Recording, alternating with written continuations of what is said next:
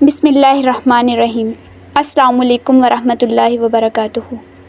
قرآن مجید کی سب سے پہلی اور سب سے عظیم سورۃ فاتحہ ایسی سورہ ہے جسے بعض اہل علم نے قرآن مجید کا خلاصہ اور پورے قرآن کا نچوڑ قرار دیا ہے۔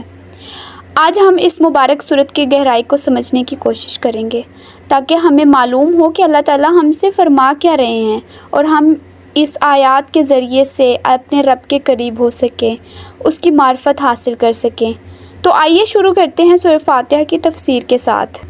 سورہ فاتحہ جسے قرآن کا خلاصہ بھی کہا جاتا ہے، اس کے بارے میں علامہ حسین طباطبائی تفسیر الفرقان میں فرماتے ہیں کہ سورۃ فاتحہ بندے اور خدا کے درمیان گفتگو ہے، یعنی اس میں ایک بندہ اپنے خدا سے گفتگو کر رہا ہے۔ لیکن جب کسی سے گفتگو کی جاتی ہے تو سب سے پہلے تو اس کی پہچان کروائی جاتی ہے۔ تو یہاں بھی ہمیں اللہ تعالیٰ کی پہچان کروائی گئی ہے کہ اللہ تعالیٰ کون ہے۔ اس کا آغاز کیا جا رہا ہے الحمدللہ سے، مطلب سب تعریفیں اللہ کے لیے ہیں، یعنی الحمدللہ صرف شکر نہیں ہے بلکہ یہ کسی ذات کی صفات کمال کے ساتھ تعریف ہے۔ اب یہ کس ذات کی تعریف ہے؟ آگے خود ہی بیان کیا گیا ہے، اللہ یعنی اللہ کی۔ اب اللہ کون ہے؟ ایسی ذات جس میں تمام صفات کامل موجود ہوں، کیونکہ کوئی انسان یا طاقت مستقل تعریف کے لائق نہیں ہوتے، لیکن اللہ تعالیٰ وہ واحد ذات ہے جو صفات میں بھی کامل ہے اور تعریف بھی اسی کی کامل ہے۔ اب ایسا کیوں ہے؟ کیونکہ ہر نعمت جو انسان کے پاس ہے وہ انسان کی اپنی وجہ سے نہیں بلکہ اللہ تعالیٰ کی وجہ سے ہے۔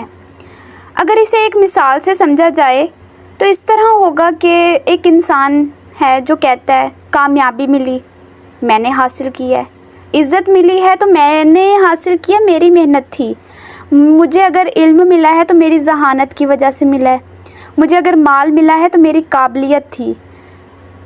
یہ ہے ہماری سوچ، یعنی ہم اپنی تعریف اپنی قابلیت کی وجہ سے کرتے ہیں۔ لیکن اگر ذرا ہم گہرائی میں جائیں تو خود سے سوال کریں کہ یہ جو عقل ہے یہ ہمیں کس نے دی ہے؟ ہمیں یہ جسم کس نے دیا؟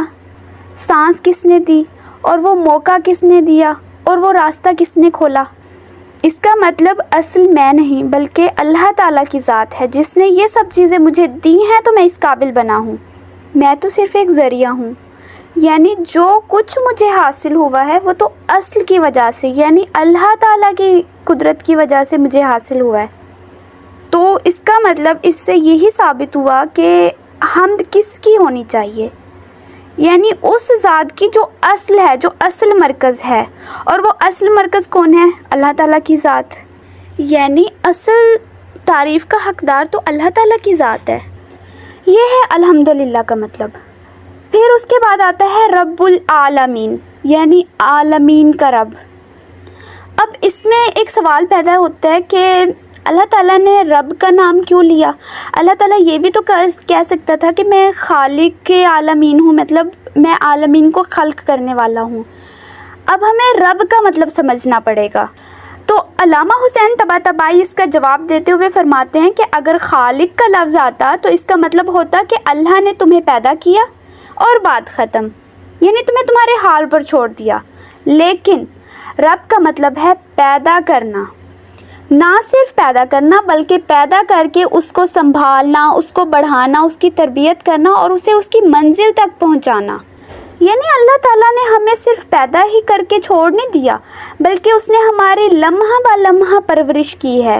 پھر عالمین، یعنی صرف میری ہی نہیں تمام عالمین کا وہ رب ہے۔ اب رب کا مطلب سمجھ لینے کے بعد لوگ سوال کرتے ہیں کہ وہ رب کہاں ہے میری زندگی میں اتنی مشکلات میں کیوں ہوں؟ مجھے کیوں لگ رہا ہے کہ مجھے چھوڑ دیا گیا ہے یا میں اکیلا ہوں؟ تو اس کا جواب اگلی آیت میں بڑے ہی خوبصورت طریقے سے الرحمن الرحیم کہہ کر دیا گیا ہے، یعنی عام رحمتوں والا اور خاص رحمتوں والا۔ الرحمن وہ رحمتیں ہیں جو ہر چیز پر برس رہی ہیں، اور الرحیم وہ خاص رحمتیں ہیں جو اللہ کے ان خاص بندوں پر نازل ہوتی ہیں جو اللہ کے راستے پر چلتے ہیں۔ یہاں بندہ رکے اور سب سے پہلے اپنا جائزہ لے کہ میں کون سی کیٹیگری والا بندہ ہوں۔ یعنی وہ جس پر اللہ رحم کرنے والا ہے یعنی رحمان ہے، یا وہ جس پر اللہ رحیم ہے؟ کیونکہ رحمان اور رحیم کا مطلب ہمیں سمجھ آ گیا کہ اللہ تعالیٰ رحم کس پر کرتا ہے اور رحیم کس پر ہوتا ہے۔ اب سوال تو یہی بنتا ہے کہ میں ان دونوں میں سے کس کیٹیگری میں ہوں؟ اب اسے اور گہرائی میں اس طرح سے بیان کیا گیا ہے کہ الرحمن یعنی جن پر رحم کیا جا رہا ہے وہ لوگ ہیں جن کی زندگی میں اللہ ہے، انہیں دنیاوی نعمتیں ملی ہوئی ہیں، اور یہ اس بات کی نشانی ہے کہ اللہ ان پر رحم کرنے والا ہے۔ ان کی زندگی میں بھی آزمائشیں آتی ہیں لیکن ایک حد تک۔ اور دوسرا ہے الرحیم یعنی جن پر اللہ رحیم ہے، وہ اللہ کے ایسے بندے ہیں جن پر آزمائشیں اللہ کی طرف سے زیادہ آتی ہیں تاکہ اللہ انہیں بلند مرتبہ عطا کرے۔ اب جو جتنا اللہ کے قریب ہونے کی کوشش کرتا جائے گا اس پر آزمائشیں بھی اتنی زیادہ آئیں گی اور اس کی منازل بھی اتنی ہی بڑھتی چلی جائیں گی۔ اگر اس کی مختصر مثال دیکھنی ہے تو انبیاء کو دیکھ لیا جائے، یعنی ان کی آزمائشوں کو دیکھا جائے اور ان کو جھٹلانے والوں کو دیکھا جائے، یعنی جن پر رحم کیا جا رہا ہے وہ کیسے تھے اور جن پر رحیم ہوا جا رہا ہے یعنی انبیاء کرام ان کی زندگی کیسی تھی، تو ساری بات واضح ہو جائے گی۔ اب آگے سوال آتا ہے کہ اللہ تعالیٰ اگر اتنا رحمان اور اتنا رحیم ہے تو دنیا میں یہ جو آزمائشیں ہیں یہ اتنی زیادہ کیوں ہیں؟ یعنی اس کا جو نتیجہ ہے وہ ہمیں اس دنیا میں نہیں ملتا، یعنی برے لوگوں کو سزا نہیں ملتی اور اچھے لوگوں کو ویسا اجر نہیں ملتا جیسے اجر حاصل کرنے کے وہ حقدار ہیں۔ تو اب آگے اللہ تعالیٰ خود فرماتے ہیں کہ مالک یوم الدین یعنی فیصلے کے دن کا مالک۔ یعنی اگر دیکھا جائے تو لوگ خود مالک بنے ہوئے ہیں، کبھی ایسا ہوتا ہے کہ اچھے کو سزا مل جاتی ہے اور برا بچ جاتا ہے، یعنی اس دنیا میں انصاف کے ساتھ فیصلہ ہوتا ہی نہیں ہے، لیکن یہ عارضی ملکیت ہے۔ اللہ تعالیٰ فرماتے ہیں کہ اس دنیا میں میں نے تمہیں کچھ نہ کچھ اختیارات دیے ہوئے ہیں، لیکن یہ بات بھی واضح رہے کہ یہ اختیار بندے کا خود کا نہیں بلکہ اللہ تعالیٰ کا دیا ہوا ہے، جو اللہ تعالیٰ نے بندے کی آزمائش کے لیے اسے دیا ہے۔ لیکن فیصلے کا دن وہ دن ہوگا جب مالک صرف اور صرف اللہ تعالیٰ کی ذات ہوگی، سارا کا سارا اختیار اللہ تعالیٰ کا ہوگا۔ تو اللہ تعالیٰ نے مالک یوم الدین یعنی آخرت کے دن کا مالک اس آیت میں یہ بات کہہ کر اپنی اوپر والی آیات کو جوڑا، یعنی میں رب ہوں، میں رحمان ہوں، میں رحیم بھی ہوں۔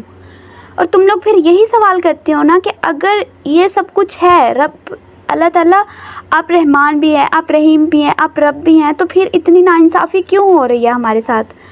تو اللہ تعالیٰ کا یہی جواب آتا ہے کہ دس از ناٹ اینڈ، یہ اختتام نہیں ہے، بلکہ اختتام یوم الدین یعنی آخرت کا دن ہے، آخری دن جب سارا فیصلہ ہوگا۔ یعنی ہمیں ان آیات کے سیکوینس کو سمجھنے کی ضرورت ہے کہ اللہ تعالیٰ نے سب سے پہلے اپنی رحمت سے اپنا تعارف کروایا، پھر مالک یوم الدین کہہ کر یہ بھی واضح کر دیا کہ میں جتنا رحیم ہوں اتنا عادل بھی ہوں، تو سوچ سمجھ کر عمل کرنا۔ اب یہ وہ مرحلہ آتا ہے جب انسان اللہ تعالیٰ کو اس کی تمام صفات کے ساتھ پہچان لیتا ہے۔ اب بندہ سر تسلیم خم ہو جاتا ہے۔ یہ صرف جسمانی نہیں ہوتا بلکہ وہ دل اور اپنی روح کے ساتھ سر تسلیم خم کرتا ہے اور اس کی روح پکار اٹھتی ہے ایاک نعبد و ایاک نستعین، یعنی جب میں نے خدا کو اس کی صفات کے ساتھ پہچان لیا تو میں خود بخود ہی اپنا سر تسلیم خم کر رہی ہوں۔ میں یہ کہہ رہی ہوں کہ اے رب میں صرف تیری عبادت کرتی ہوں اور تجھی سے مدد طلب کرتی ہوں، کیونکہ بندے نے اوپر والی آیات سے یہ چیز پہچان لی ہے کہ جب ہر کمال، ہر نعمت، ہر تربیت اور آخرت کے سب اختیارات کا سرچشمہ صرف اور صرف اللہ تعالیٰ کی ذات ہے، تو میں اس کے علاوہ کس کے سامنے جھکوں؟ اس ذات کے علاوہ کون ہے جو میری سچی مدد کر سکتا ہے؟ اب یہاں پر علامہ حسین طباطبائی نے بہت ہی خوبصورت بات کی ہے کہ سیغوں کی تبدیلی، یعنی آیات میں سیغے تبدیل ہو رہے ہیں۔ یعنی اوپر اگر ہم غور کریں تو اللہ تعالیٰ نے اوپر والی آیات میں کیا فرمایا، مطلب اوپر والی آیات میں جب بات کی جا رہی ہے تو اس طرح سے بات کی جا رہی تھی کہ جیسے اللہ تعالیٰ غائب ہو، یعنی تمام تعریفیں اللہ کے لیے ہیں، وہ رب ہے، وہ رحمان ہے، وہ رحیم ہے، وہ مالک ہے۔ لیکن اب یہ وہ مرحلہ ہے جب بندہ اپنے رب کو پہچان لیتا ہے اور اس کی پہچان حاصل کر کے اب وہ اس سے براہ راست گفتگو کر رہا ہے۔ جب انسان کو معرفت حاصل ہو جاتی ہے تو غیب کے پردے خود بخود ہی ہٹ جاتے ہیں۔ تو اب وہ غیب کے پردے ہٹ گئے ہیں اور وہ براہ راست اللہ سے گفتگو کر رہا ہے اور اللہ کے حضور کھڑے ہو کر آمنے سامنے بات ہو رہی ہے۔ یہ پہچان کا وہ درجہ ہوتا ہے جہاں بندہ اپنے آپ کو اپنے خدا کے بالکل قریب سمجھ رہا ہوتا ہے، بالکل قریب محسوس کر رہا ہوتا ہے۔ پھر اس میں دوسرا سب سے اہم نقطہ ہے کہ ایاک نعبد و ایاک نستعین، یعنی اسے ایک ایسے تسلسل کے ساتھ کیوں بیان کیا گیا کہ پہلے ہم اللہ تعالیٰ آپ کی عبادت کرتے ہیں، پھر آپ سے مدد طلب کرتے ہیں، یعنی ایاک نعبد تیری عبادت کرتے ہیں، و ایاک نستعین اور تجھے سے مدد طلب کرتے ہیں۔ اب ایسا کیوں ہے؟ کیونکہ یہ سنت الہی ہے کہ عمل کے بغیر مدد طلب کرنا ممکن ہی نہیں ہے، یعنی ہم کچھ کر نہیں رہے کسی کے لیے اور اس سے مدد طلب کر رہے ہیں، ایسا تو نہیں ہو سکتا۔ تو اس لیے بندہ سب سے پہلے یہی کہتا ہے کہ اے اللہ میں تیرے سامنے سر تسلیم خم کر رہا ہوں۔ پھر وہ اپنی عاجزی کا اظہار کرتا ہے کہ اس بندگی کے راستے پر میرا اکیلے کا چلنا، یعنی میں صرف اپنی عقل اور اپنی طاقت کے ساتھ نہیں چل سکتی، اس سر تسلیم خم کرنے والے راستے پر مجھے ثابت قدم رہنے کے لیے تیری مدد کی ضرورت ہے۔ تو اس لیے بندہ اللہ تعالیٰ سے مدد طلب کر رہا ہے، یعنی یہاں تک پہنچتے پہنچتے انسان کے غرور کا خاتمہ ہو چکا ہوتا ہے۔ انسان کی زبان نہیں بلکہ اب اس کا دل بھی سر تسلیم خم ہوتا ہے اور وہ یہ مان رہا ہوتا ہے کہ عبادت کے لائق صرف و صرف اللہ تعالیٰ ہے اور اس میں میرا بالکل بھی کوئی کمال نہیں ہے، بلکہ اس عبادت کی توفیق ملنا بھی اللہ تعالیٰ ہی کی مدد سے ممکن ہوا ہے۔ اب یہاں پر ہمیں سمجھنے کی ضرورت ہے کہ جب بندہ مدد طلب کر رہا ہے تو آخر وہ مدد کیسی ہو، یعنی وہ کس طرح کی مدد کو طلب کر رہا ہے، یعنی انسان کی سب سے بڑی ضرورت کیا ہے، وہ کیا چاہتا ہے۔ پچھلی تمام آیات کو پڑھ کر اور اللہ تعالیٰ کی معرفت حاصل کر لینے کے بعد اب ایک انسان یہ بات اچھی طرح سے سمجھ چکا ہے کہ اس کی روح کی اصل طلب کیا ہے، وہ کیا چاہتا ہے، اس کی روح اصل میں کیا چاہتی ہے۔ اس لیے اب بندہ کائنات کی تمام مادی چیزوں جیسے دولت ہو گئی، شہرت، دنیاوی آسائشوں، ان سب کو چھوڑ کر اپنی سب سے بڑی ضرورت کا سوال کر رہا ہے، اور وہ ضرورت ہے اہدنا الصراط المستقیم، یعنی مجھے سیدھے راستے پر چلا۔ سب سے بڑی طلب انسان کی، کیونکہ اسے اب یہ معلوم ہو چکا ہے کہ اگر اس کے پاس دنیا کا سب کچھ ہو لیکن سیدھا راستہ نہیں ہو تو وہ دنیا اور آخرت دونوں میں ہی ناکام ہو جائے گا۔ پھر بندہ صرف راستہ نہیں مانگتا بلکہ آگے چل کر وہ اس راستے کو خود واضح بھی کرتا ہے کہ سیدھا راستہ کیسا راستہ ہونا چاہیے، یعنی صراط الذین انعمت علیہم، یعنی ان لوگوں کا راستہ جن پر تو نے انعام کیا۔ یہاں انسان کی معرفت اپنے عروج پر نظر آتی ہے۔ دنیا میں بہت سے لوگ ہیں جو گزرے ہیں، جیسے قارون، فرعون یا دنیاوی مالداروں، جن کا راستہ لوگ مانگتے ہیں کیونکہ انہیں بظاہر اسی میں کامیابی نظر آ رہی ہوتی ہے، بظاہر ظاہری دولت، شہرت، بادشاہت یہ انہیں نظر آ رہی ہوتی ہے، اس لیے وہ یہ والی چیزیں مانگتے ہیں۔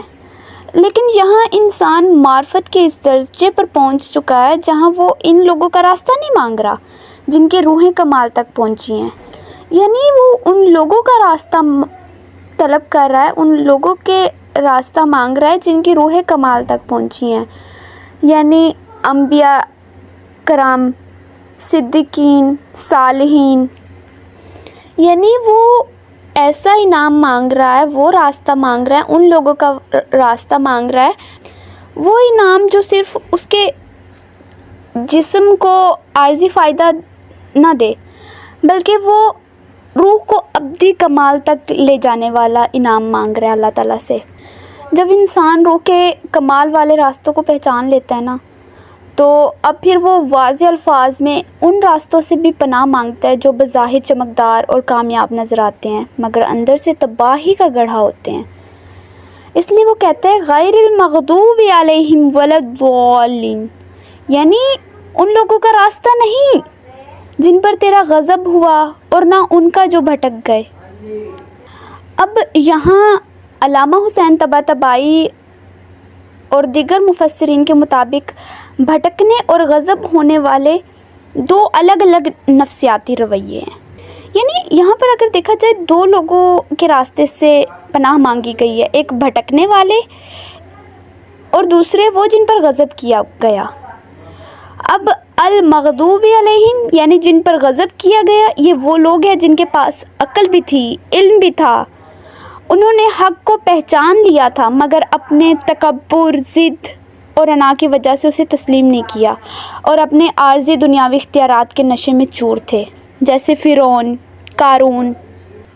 اور پھر دوسرے لوگ ہیں ولا الضالین یعنی جو بھٹک گئے، یعنی یہ وہ لوگ ہیں جو دنیا کی چمک دمک اور خواہشات نفسانی میں ایسے اندھے ہوئے ہیں کہ انہیں سیدھے راستے کی فکر ہی نہیں ہے اور وہ اپنی اصل منزل یعنی روح کے کمال کو بھول کر دنیا ہی میں گم ہو گئے ہیں۔ یعنی بندہ اب شعور کے اس درجے پر پہنچ گیا ہے اور اپنے رب سے التجا کر رہا ہے کہ اے میرے رب، مجھے علم اور عقل دے کر فرعون جیسا متکبر نہ بنانا کہ میں تیرے غضب کا شکار ہو جاؤں، اور نہ ہی مجھے دنیا کے مال و اسباب میں ایسا الجھانا کہ اپنی ہی میری روح جو ہے نا راستہ بھول جائے۔ یہاں پہنچ کر بندے اور خدا کی گفتگو کا پہلا دور مکمل ہوا۔ اللہ تعالیٰ نے بندے کو اپنی پہچان کروائی، بندے نے اپنا سر جھکایا، سیدھا راستہ مانگا اور اللہ تعالیٰ نے قرآن کی صورت میں اسے پورا کا پورا صراط مستقیم یعنی جو آگے جتنی بھی آیات ہیں وہ سب بندے کے ہاتھ میں تھما دی اور کہا یہ لو یہ راستہ جس کی تم نے مجھ سے دعا مانگی ہے۔ یعنی یہ کتنی خوبصورت صورت ہے اور اس کا سیکوینس کہ قرآن مجید کے شروع میں آئی ہے۔ اب یہ صورت پڑھتے ہوئے ہماری توجہ صرف ان کے الفاظ پر نہیں ہوگی بلکہ اس کی معنویت، اس کی گہرائی پر ہوگی۔ اب اگر اس کا خلاصہ بیان کیا جائے تو الحمدللہ، تمام تعریفیں اللہ کے لیے۔ تمام تعریفیں کس کے لیے؟ وہ اس ذات کے لیے جو اپنی صفات میں کامل ہے اور اصل سرچشمہ ہے۔ رب العالمین یعنی صرف عالمین کو خلق کرنے والا نہیں بلکہ یعنی اس عالم کو صرف خلق کر کے نہیں بلکہ اسے خلق کرنے کے بعد اس کو مرحلہ وار پروان چڑھانے والا۔ کس طرح سے پروان چڑھانے والا؟ الرحمن الرحیم یعنی اپنی رحمانیت اور اپنی رحیمیت کے ذریعے، یعنی عمومی رحمت کے ذریعے اور اس رحمت کے ذریعے، اس رحیمیت کے ذریعے جو اس نے اپنے خاص بندوں پر کی جو اس کے طالب تھے۔ پھر مالک یوم الدین یعنی آخرت کے دن کا مالک۔ اس دن اینڈ ہوگا اور اس میں تمام اختیارات اللہ تعالیٰ کے پاس ہوں گے۔ ابھی جو اللہ تعالیٰ کی توفیق سے ہمیں کچھ اختیارات ملے ہیں وہ بھی ہمارے پاس نہیں ہوں گے، تمام کے تمام، یعنی تمام اختیارات کا مالک صرف اور صرف اللہ تعالیٰ کی ذات ہوگی۔ اب انسان اللہ تعالیٰ کی پہچان کرنے کے بعد پھر اپنے سر کو تسلیم خم کرتا ہے، پھر کہتا ہے سر کو تسلیم خم کر کے اس کی زبان نہیں، اس کا جسم نہیں بلکہ اس کی روح پکارتی ہے ایاک نعبد و ایاک نستعین، یعنی میں تیری ہی عبادت کرتا ہوں، میں نے تمہیں تسلیم کر لیا ہے خدا اور میں تجھ ہی سے مدد طلب کرتا ہوں۔ اب کیسی مدد طلب کرتا ہوں؟ اب جب کہ انسان کو معرفت کے اس جگہ پر پہنچ گیا ہے تو اب وہ مدد دنیاوی مدد طلب نہیں کرے گا بلکہ وہ اپنی روح کو کمال تک پہنچانے کے لیے مدد طلب کرے گا۔ کیسی مدد؟ صراط المستقیم، اہدنا الصراط المستقیم، یعنی سیدھے راستے پر چلا۔ کیسا راستہ؟ ان لوگوں کا راستہ جن کی روح کمال تک پہنچی، جو بظاہر تو تکالیف میں تھے، آزمائشوں میں تھے، لیکن انہوں نے اپنی روحوں کو کمال تک پہنچایا۔ پھر بندہ دو قسم کے لوگوں سے پناہ بھی مانگتا ہے کہ ہمیں وہ والا راستہ نہ، دو قسم کے لوگوں جیسا راستہ نہ دکھانا۔ کیسا؟ غیر المغضوب علیہم ولا الضالین، یعنی نہ ان لوگوں کا جن پر تیرا غضب ہوا اور نہ ان کا جو گمراہ ہوئے۔ جن پر غضب ہوا یعنی ایسے لوگ جنہیں دنیاوی آسائشیں میسر تھی، ان کے پاس علم، دولت، شہرت، ہر چیز موجود تھی، لیکن ان کے غرور، ان کے تکبر نے انہیں تباہ و برباد کر دیا۔ ہم روزانہ سورۃ فاتحہ کی کئی مرتبہ تلاوت کرتے ہیں، لیکن سوال یہ ہے کہ کیا واقعی میں ہم اس کو دل سے اس دعا کو مانگتے ہیں؟ کیا ہم واقعی صراط مستقیم کے طلبگار ہیں؟ ذرا سوچیں۔ والسلام علیکم ورحمۃ اللہ وبرکاتہ۔